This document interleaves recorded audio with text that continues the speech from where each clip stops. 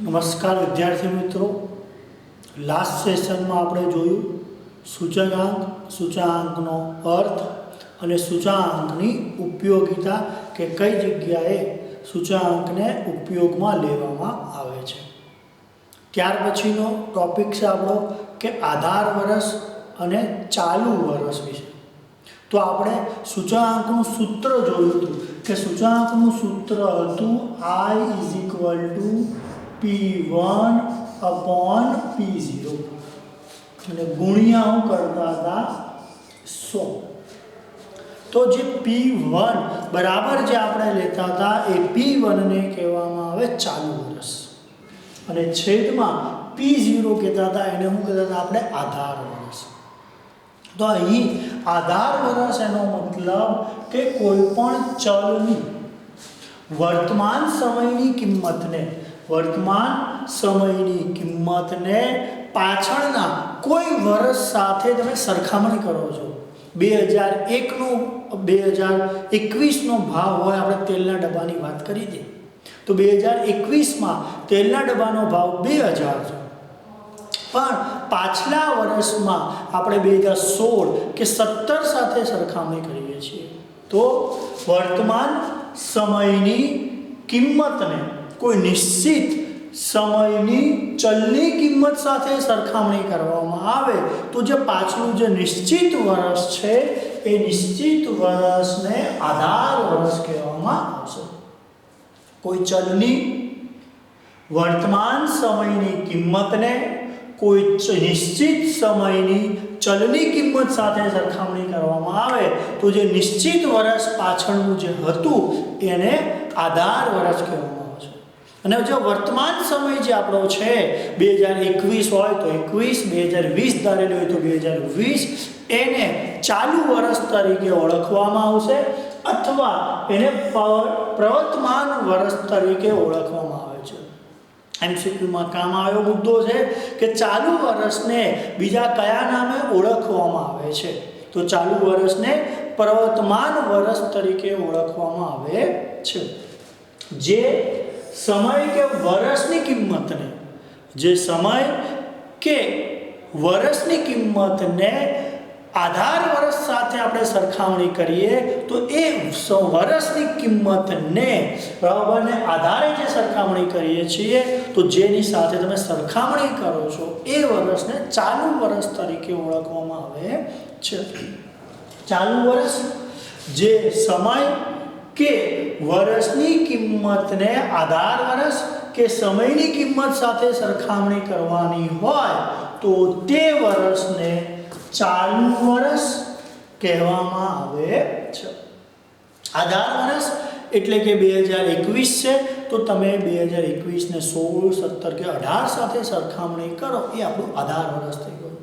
દાખલા તરીકે એવું બને કે આપણી પાસે 2010, 2011, 2012, 2013, 2014 આ 5 વર્ષના ઉત્પાદનના આંકડા હોય, પણ એ પાંચે પાંચ ઉત્પાદનના આંકડાને આપણે 2010માં જે ભાવ ચાલતો હતો, 2010માં જે ઉત્પાદન થયું હતું એ બધાને આની સાથે સરખામણી કરીએ તો 2010ની અંદર જે ઉત્પાદન હશે એ ઉત્પાદન આપણું શું બની જશે? આધાર વર્ષ. એટલે પહેલાનો જવાબ આવશે 100 અને બાકી બધાને 2010ના ઉત્પાદન સાથે સરખામણી કરવાની. એટલે બાકીના 2011 લો તો 2011 ચાલુ વર્ષ બને, 2010 આધાર વર્ષ બને. 2012 લઈએ તો 2012 ચાલુ વર્ષ બને, 2010 આધાર વર્ષ બને છે. એટલે પાછળનું જે વર્ષ આપણે કોની સાથે સરખામણી કરવી છે એ આધાર વર્ષ તરીકે ઓળખાય. તો આધાર વર્ષ કેવું હોવું જોઈએ? આધાર વર્ષ કેવું હોવું જોઈએ એ મુદ્દો તમને 1 માર્કની અંદર કામમાં આવશે કે આધાર વર્ષની પસંદગી કેટલી રીતે કરવામાં આવે છે અથવા આધાર વર્ષની જ્યારે પસંદગી કરીએ તો કઈ કઈ બાબતોને ધ્યાનમાં રાખવામાં આવે. સામાન્ય MCQ એવો આવશે કે આધાર વર્ષ સામાન્ય હોવું જોઈએ. સામાન્ય એનો મતલબ કે પ્રામાણ્ય હોવું જોઈએ. 18 વર્ષ સામાન્ય કે પ્રામાણ્ય હોવું જોઈએ. આ મુદ્દો આપણને MCQમાં પૂછાશે.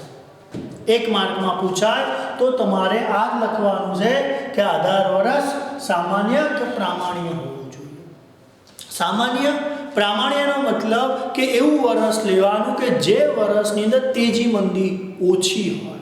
સામાન્ય વર્ષ હોવું જોઈએ સ્ટેબલ, દર વર્ષે સરખો નફો થતો હોય, વેચાણ સરખું થયેલું હોય. અમુક વર્ષોમાં આવું થાય કે લોકડાઉન આવે તો 2-3 મહિના સુધી ધંધો બંધ રહે.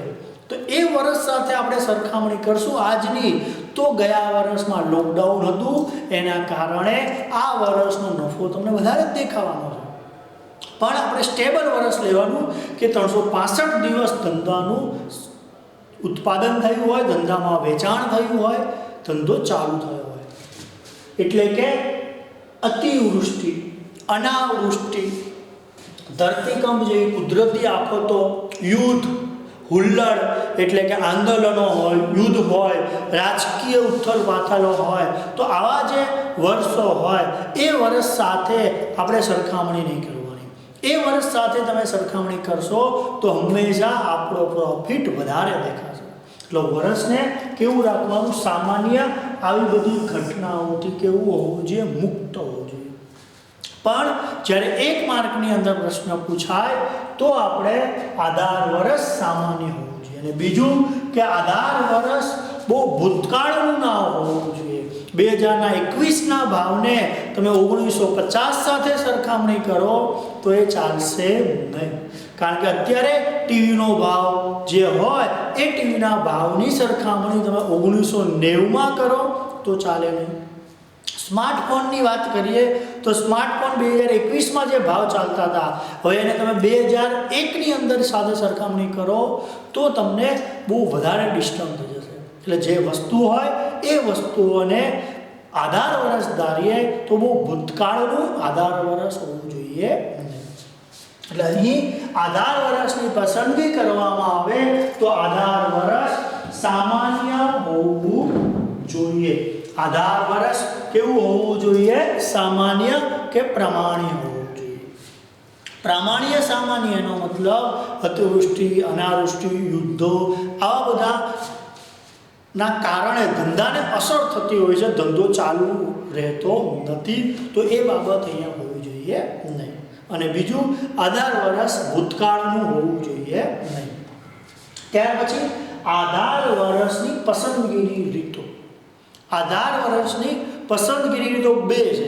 એક અચલ આધારની રીત અને બીજી આવશે પારંપરિક આધારની રીત. અચલ આધારની રીત એનો મતલબ કે 18 વર્ષ તમારું બદલાય નહીં.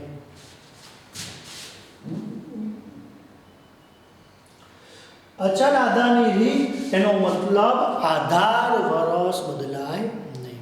દાખલા તરીકે આપણે એક ઉદાહરણ લઈએ કે અહીંયા વર્ષ આપ્યા છે અને બાજુમાં આપેલું છે ભાવ. વર્ષ 2011, 2012, 2013, 2014, 2015. અહીં ભાવ છે 110, 108, 90, 210, 230. અહીં આપણે 18 વર્ષ 2011ને ધારીએ. 18 વર્ષ કયું ધારીએ? 11ને. તો અચલ આધારની રીત એનો મતલબ કે દરેકના છેદમાં એટલે કે દરેકને તમારે 110 સાથે સરખામણી કરવાની. 110 છેદમાં 110 ગુણ્યા 100 એટલે આપણને સૂચકાંક આપણો મળે આ P1/P0 ગુણ્યા 100. પછી 2012ની સરખામણી કોની સાથે કરો?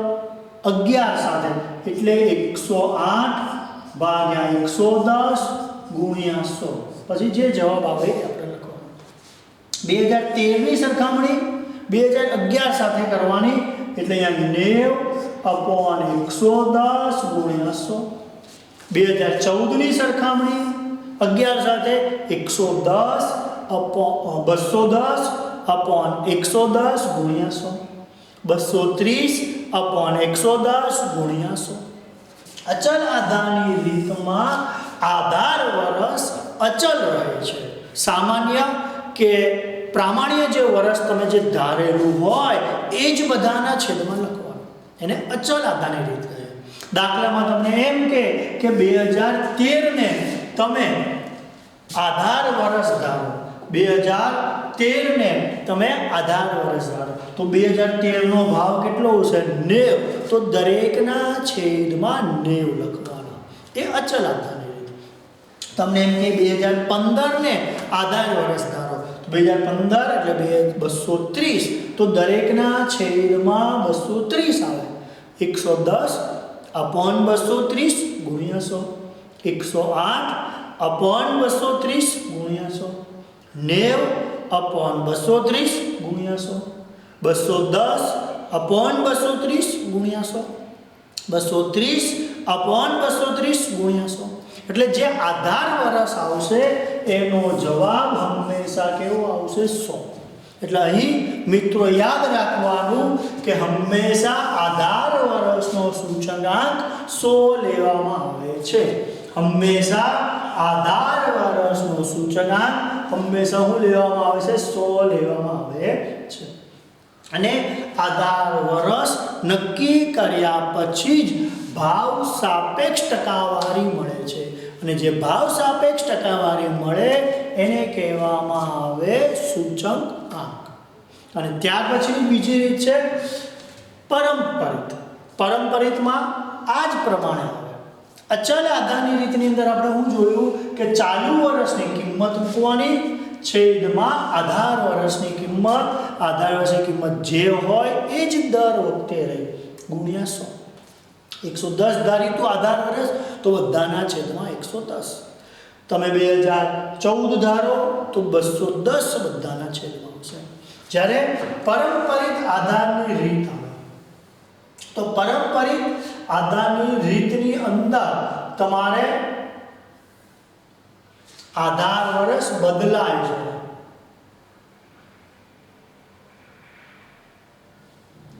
પરંપરિત આધારની રીતમાં આધાર વર્ષ શું થાય છે? બદલાય છે.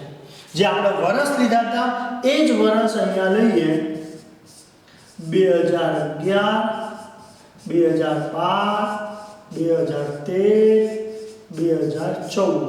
અહીંયા 110, 80, 120, 130. પરંપરિતની રીતમાં કોઈ એક વર્ષ આધાર વર્ષ રહેતું નથી, પરંતુ આધાર વર્ષ બદલાતું રહે છે. અચલ આધારમાં આધાર વર્ષ કેવું હતું? અચલ. જ્યારે પરંપરિતમાં આધાર વર્ષ કેવું હોય છે? બદલાતું રહે છે. જે વર્ષનો સૂચકાંક મેળવવો હોય તે વર્ષની અગાઉનો વર્ષનો જે ભાવ હોય એને આપણે આધાર વર્ષ તરીકે લેવામાં આવશે. એનો મતલબ ઉપર લખવાનું ચાલુ વર્ષની કિંમત છેદમાં આધાર વર્ષની કિંમત ગુણ્યા 100. પરંપરિતમાં આધાર વર્ષ ધારવાની કોઈ મગજમારી નથી. જે તમે ગણો, જે વર્ષ આપ્યું હોય એ વર્ષની ઉપરના વર્ષને આધાર વર્ષ ધારવાનું. એટલે કે ક્રમશઃ આધાર વર્ષ શું થાય છે? બદલાતું રહે છે. જો એનું ઉદાહરણ જોઈ લઈએ આપણે કે આપણે આંકડા આપ્યા છે, વર્ષ આપ્યું છે અને અહીંયા આપ્યું છે ભાવ. 2011, 12, 13, 14 આપેલું છે. અહીં પહેલા વર્ષનું 110 છે પણ કોઈ સૂચના નથી, તો પહેલા વર્ષનો આધાર વર્ષ એટલે કે પહેલા વર્ષનું સૂચકાંક શું થઈ જશે? 100. જ્યારે બીજા વર્ષનું ગણશું 2012, તો 2012 ને 11 સાથે સરખામણી કરવાની, એટલે 80/110 ગુણ્યા 100 આવશે. 80/110 ગુણ્યા શું આવશે? 100. પછી 13ની વારી આવે તો 13 ને 2012 સાથે સરખામણી કરવાની, 120/80 ગુણ્યા 100. 2014 આવે તો 2014 ને 2013 સાથે સરખામણી કરો, 130/120 ગુણ્યા 100. પછી જે જવાબ મળે એ તમારો સૂચકાંક છે. પારંપરિકમાં તમે જોયું કે ઉપરનું જે વર્ષ હતું એને આપણે આધાર વર્ષ લઈ લીધું. એટલે અહીં પારંપરિકમાં આધાર વર્ષ બદલાતું રહે છે. આધાર વર્ષ ધારવા માટે કોઈ પણ મગજમારી કરવી પડતી નથી. અચલ આધારમાં આધાર વર્ષ કેવું રહે છે? એક રહે છે. આધાર વર્ષ અચલ રહે છે, એ બદલાતું નથી. પારંપરિકમાં તમને જે ઉપરનું વર્ષ આપ્યું હોય એ છેદમાં આવે, એ આધાર વર્ષ બની જાય. અચલ રીતમાં તમને જે વર્ષ ધારવાનું કીધું હોય એ જ વર્ષનો ભાવ દરેકના છેદમાં લખવાનો. આ બંનેનો તફાવત એક થઈ ગયો કે અચલ આધાર અને પારંપરિક આધારનો મુખ્ય તફાવત શું? તો અચલ આધારમાં આધાર વર્ષ અચલ રહે છે, પારંપરિકમાં આધાર વર્ષ બદલાતું રહે છે. ત્યાર પછી એ બંનેના ગુણદોષ વિશે જોઈએ. બંનેના શું જોઈએ? ગુણદોષ વિશે. એની પહેલાં એક MCQ આપણો હતો કે આધાર વર્ષ જે હોય એને હંમેશા શું ધારવામાં આવે? 100. જ્યારે પારંપરિકમાં પ્રથમ વર્ષને 100 ધારવામાં આવે. પારંપરિકમાં પ્રથમ વર્ષને શું ધારવામાં આવે? 100. ત્યાર પછી અચલ આધારની રીતના ગુણદોષ જોઈએ કે એ પ્રશ્ન અને તફાવતમાં તમને પૂછાઈ શકે. અચલ આધારની રીતના ગુણદોષ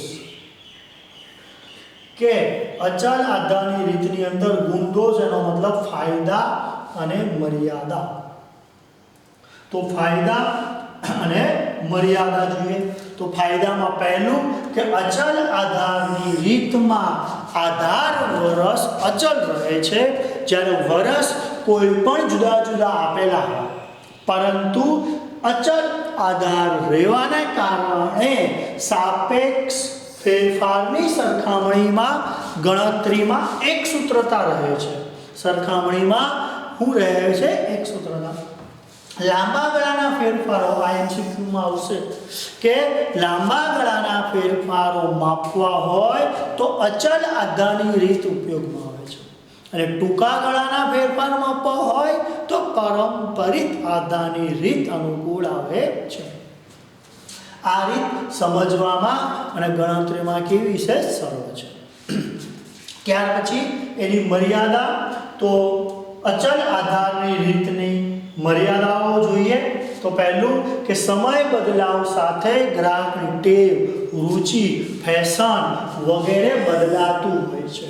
તો જેના કારણે જેમ જેમ વર્ષ આગળ વધે, સમય જતો જાય, એમ આધાર વર્ષ તમારે બદલવું પડે છે. એટલે આધાર વર્ષ તમે જો સરખું નહીં ધારો, વ્યવસ્થિત નહીં ધારો તો માહિતી આપણે સાચી મળતી નથી. સામાન્ય સ્થિતિવાળું આધાર વર્ષ શોધવું મુશ્કેલ પડે છે. જો આપણે સામાન્ય વર્ષવાળું આધાર વર્ષ ધાર્યું નહીં તો આપણને જે માહિતી મળે છે એ કેવી મળે છે? ખોટી મળે છે. એટલે સામાન્ય વર્ષ ધારવાનું કામ કેવું છે? મુશ્કેલ છે. ટૂંકા ગાળાના ફેરફારો આ રીતથી માપી શકાતા નથી. આ રીત અનુકૂળ આવતી નથી.